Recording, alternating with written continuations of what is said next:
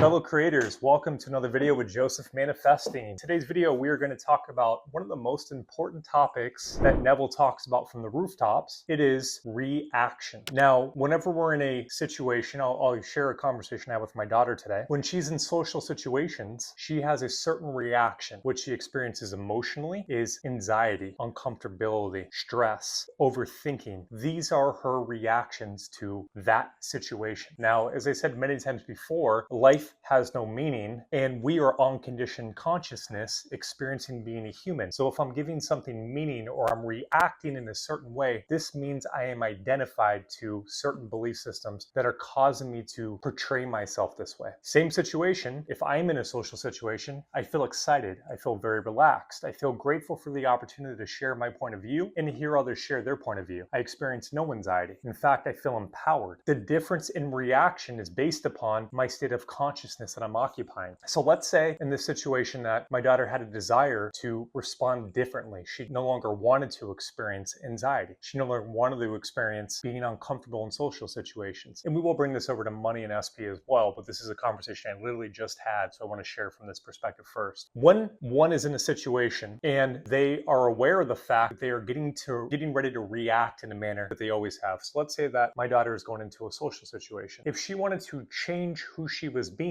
she would need to be aware in the moment that the programming or the belief is subconsciously being activated based upon the outside stimuli. In that moment, she would need to ask herself, does this align with who I choose to be? Is this how I want to experience conversations? The answer is no. Then she would stop thinking in a manner that aligns with that belief system. Secondly, she would become aware of any energy and motion within the body. Whenever a belief is activated, there's almost always going to be energy and motion activated with the body. Unconsciously, she may identify with this as stress, worry, uncomfortability, etc. But now she caught herself. She caught the program being raised up, and she caught that there was an unconscious identification to energy being a certain way. Now she is empowered. She can choose what this emotion means. What would she like to experience? Well, she'd like to experience gratitude or ease or satisfaction. So then what she would do in that moment is identify the emotion as being ease, gratitude, satisfaction, joy. And what she will find herself being or doing in that situation is reacting, talking, conversating differently in harmony with a new assumption she just formed by consciously choosing how she wanted to be in that situation. Use a different example. Let's say that you're saying that you make a bunch of money, $10,000 a month, $1 million a month, whatever it is that